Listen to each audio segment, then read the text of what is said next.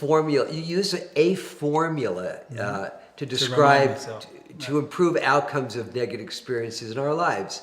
E plus R equals O. And we're going to show that on the screen. Okay, good. My guys will have that up there. What does it mean? What does that mean specifically? Well, and we want to tell our folks, because you have told me about it. If you think of a secretary who's coming into the office every morning, and she's supposed to be there at 10 to 9, and she consistently ends up arriving at 10 after 9, and every time when her boss looks at her with the evil eye, she says, "It was the traffic. I can't believe the traffic."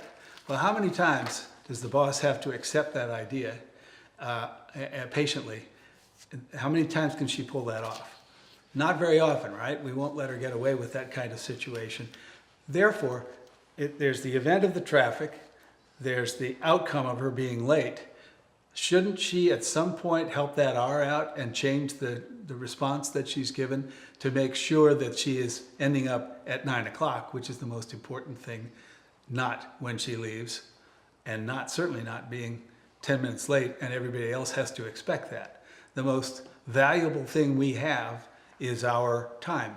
Exactly. And if we have somebody in the office who's consistently taking that time away from us, it can be very irritating and even harmful in a way to relationships, as well as, who knows, our clients or whatever our relationship is with people that are dealing with our organization.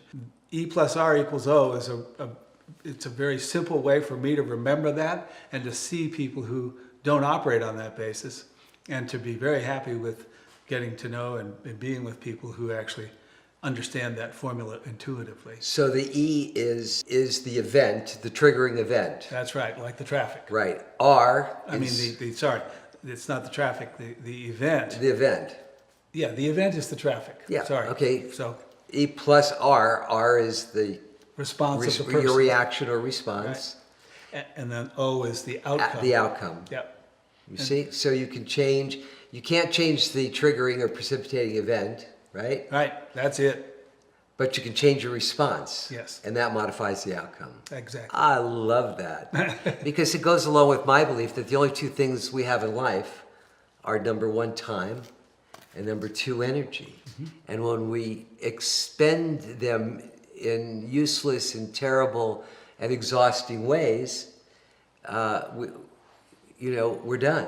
Mm-hmm. It's kind of like driving down the road with one foot on the accelerator and one foot on the brake. You're burning things up. You're not going anywhere. And you're burning those things up of other people around you as well as yourself. So taking your foot off the brake is kind of like living courageously, which goes along.